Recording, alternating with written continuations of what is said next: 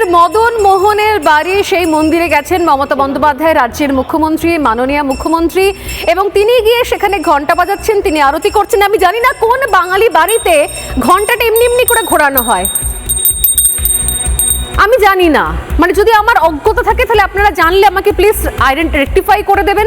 আমি ভুল স্বীকার করে আবারও একটা প্রতিবেদন করব, আবারও একটা শো করব। কিন্তু ঘন্টা বাড়িতে ঘন্টা এবং শাঁখ থাকেন এমন তো কোনো বাড়ি হতে পারে না। আমরা তো অভ্যস্ত এটা দেখে দেখে।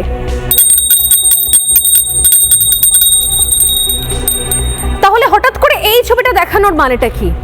মানে একটাই, আমি জানি না যে সত্যি সত্যি ইচ্ছাকৃতভাবে আমাদের শিক্ষা দীক্ষা সংস্কৃতিটাকে ভুলিয়ে দেওয়ার চেষ্টা চলছে, নাকি নতুন করে ট্রেন্ড তৈরি করা হচ্ছে।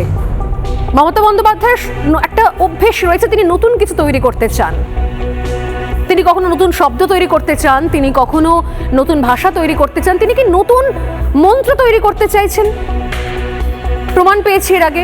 তিনি কি নতুন পূজা অর্চনার পদ্ধতি তৈরি করতে চাইছেন? আমি আবারও আমার টিমকে বলবো যে কোচবিহারের এই ছবিটা এখন মোবাইলের মাধ্যমে, মোবাইলের সৌজন্যে, মোবাইল ফোন এবং তার ক্যামেরার সৌজন্যে এই মুহূর্তে সোশ্যাল মিডিয়ায় ভাইরাল হয়ে গিয়েছে। এইটা কি নতুন ট্রেন্ড তৈরি করছেন মমতা বন্দ্যোপাধ্যায়? নতুন ট্রেন্ড তৈরি করছেন।